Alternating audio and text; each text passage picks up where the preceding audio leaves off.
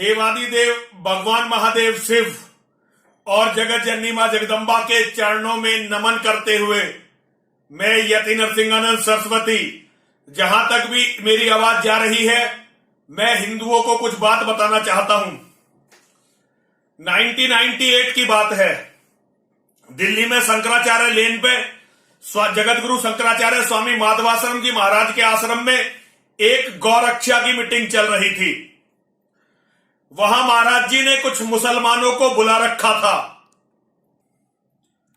तो जगत गुरु माधवाश्रम जी महाराज के आश्रम में एक मीटिंग चल रही थी।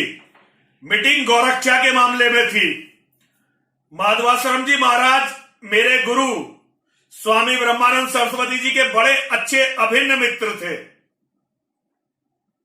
मैं नया नया हिंदूवादी बना था और हिंदूवाद मैंने कुरान को पढ़कर मदरसों में मस्जिदों में जाकर इस्लाम सीखा है। मैंने इस्लाम दूसरे फर्जी हिंदूवादियों की तरह नहीं सीखा।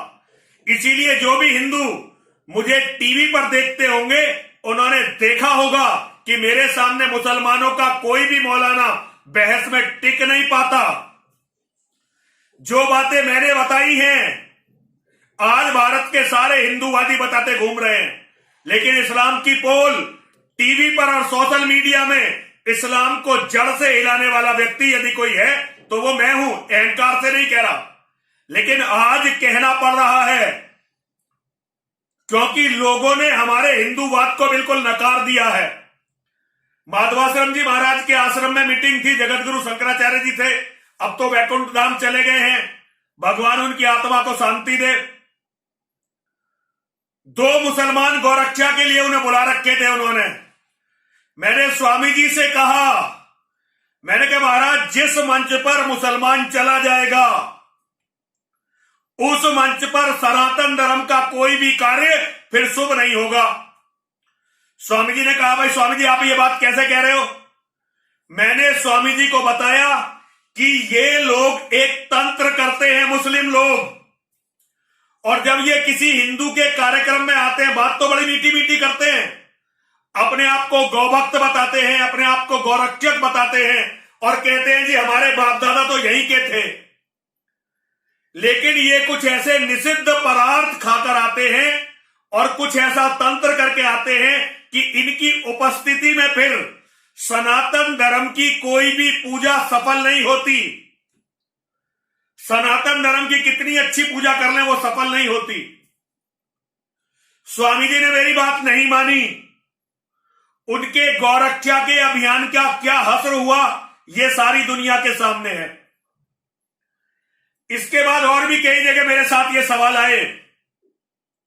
सुदर्शन चैनल के सुरेश चौहान के जी जब वो अपनी यात्रा लेकर चल रहे थे तब उन्होंने एक मीटिंग बुलाई अपने खास खास लोगों की। वो जनसंख्या नियंत्रण के लिए यात्रा लेकर चले थे। उन्होंने उस मीटिंग में मुझे भी बुलाया। वहां भी उन्होंने ये पूछा कि भाई हम इस पवित्र अभियान में कुछ मुसलमानों को जोड़ना चाहते हैं। मैंने उन्हें बताया कि यदि आपने इस अभियान में मुसलमानों को जोड़ लिया तो आपका ये अभियान कभी भी सफल नहीं हो सकेगा, क्योंकि मैं तो अच्छी तरह से जानता हूं कि मुसलमान अपने आप को कितना ही भला दिखाए, कितना ही पवित्र दिखाए, कितना ही राष्ट्रभक्त दिखाए, कितना ही गौभक्त दिखाए, लेकिन वो होता मुसलमान है। यदि वो मुसलमान नहीं होता तो उसे कहो पंडित महेंद्र पाल आर्य जी की तरह वो भी मुसलमान इमामी छोड़कर क्यों नहीं हिंदू बन जाता। लेकिन वो हिंदू नहीं बनेंगे क्योंकि वो गजबाए हिंद के बहुत बड़े वफादार हैं। इसका सबसे बड़ा उदाहरण देखिए मुख्तार अब्बास नकवी और शहनवाज हुसैन। ये जो भारतीय जनता पार्टी के नेता है ना, मुख्तार अब्बास नकवी और शहनवाज हुसैन, इन दोनों ने भारतीय जनता पार्टी को काबू में कर रखा है। और अब हर साल आप देख रहे हैं ना 100 के करीब आईएएस बन रहे हैं हर साल। ये इन्हीं का कारनामा है। इन्होंने ही मोदी जी से कहकर इस्लामिक स्टडीज को यूपीएससी में रखवाया और अब कमाल देख लीजिए, हर जगह लव जिहाद, हर गांव हर मोहल्ले तक फैल गया, उसके जिम्मेदार ये मुख्तार अब्बास नकवी और शहनवाज हुसैन हैं। कांग्रेस की कट्टर हिंदू विरोधी सरकार में भी इतना लव जिहाद और इतनी हिंदू औरतों की हत्या नहीं होती थी जितनी आज हो रही है। इसका सबसे बड़ा कारण है कि अपने आप को कहने वाले हिंदूवादियों ने कभी भी हिंदू धर्म को समझा ही नहीं। और हिंदू धर्म को समझा हो या ना समझा हो, उन्होंने कभी भी इस्लाम को नहीं समझा।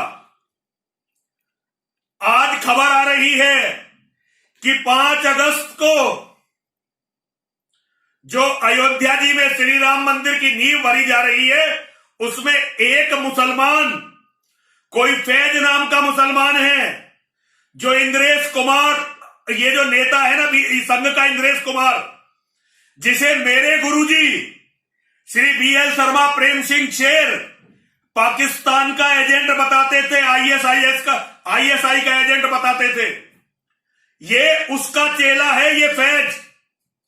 और ये फैज वहां पर पहली मिट्टी डालेगा या मिट्टी डालेगा अयोध्या जी में राम मंदिर की नींव पर। इसका अर्थ है जैसे मेरी पहली सारी भविष्यवाणी पूरी हुई है, ये भविष्यवाणी भी पूरी होगी यदि किसी भी मुसलमान का, किसी भी विधर्मी का हाथ राम जन्मभूमि की नींव पर लग भी गया तो ये राम जन्मभूमि का मंदिर कभी भी सनातन धर्म के किसी काम नहीं आएगा। केवल ये भोले भाले हिंदुओं का पैसा निचोड़कर एक दिन इस्लाम की नींव को मजबूत करेगा। हिंदुओं, यदि तुम में कोई दिमाग है तो जरा अध्ययन तो करो कि हर बार तुम एक ही गलती क्यों करते हो, हर बार तुम ही वो गलती क्यों करते हो। आज तक किसी मुसलमान ने अपनी मस्जिद की ईंट में तुमसे एक ईंट लगवाई है?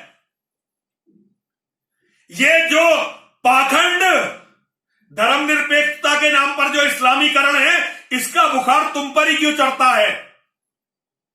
500 करोड़ हिंदुओं को मरवाकर, करोड़ों बहन बेटियों की मंडी लगवाकर भी तुम्हें अकल नहीं आई। आज भी यदि तुम नहीं समझे तो तुम कभी नहीं समझोगे। ये याद रखना, मोदी हो चाहे योगी हो चाहे कोई कितना ही बड़ा व्यक्ति हो, वो सनातन धर्म नहीं है।